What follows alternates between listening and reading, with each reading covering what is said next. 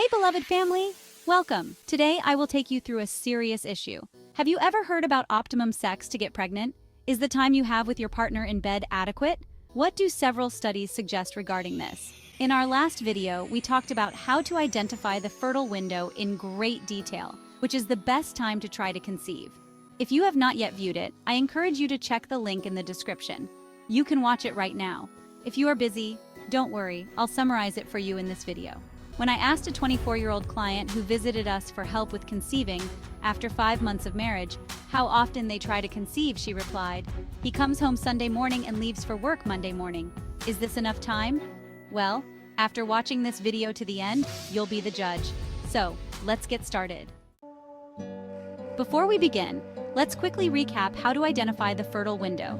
The fertile window is the period of time when a woman is most likely to get pregnant. It typically occurs around the time of ovulation, when an egg is released from the ovary and can be fertilized by sperm. There are a few ways to determine your fertile window. One method is tracking your menstrual cycle.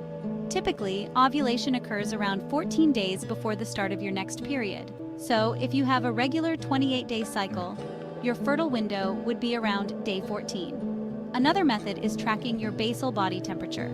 Your basal body temperature rises slightly after ovulation, so by charting your temperature every morning, you can identify when your body is most fertile.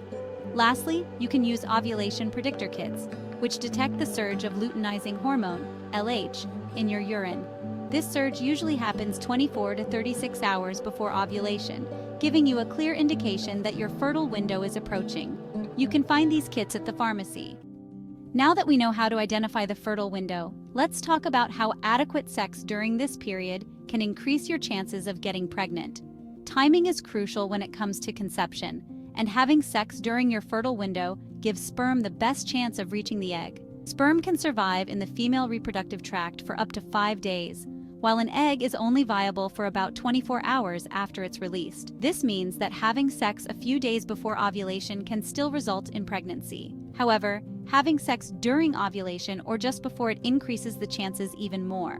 Studies suggest that having sex every day or every other day during this period significantly increases the chances of getting pregnant.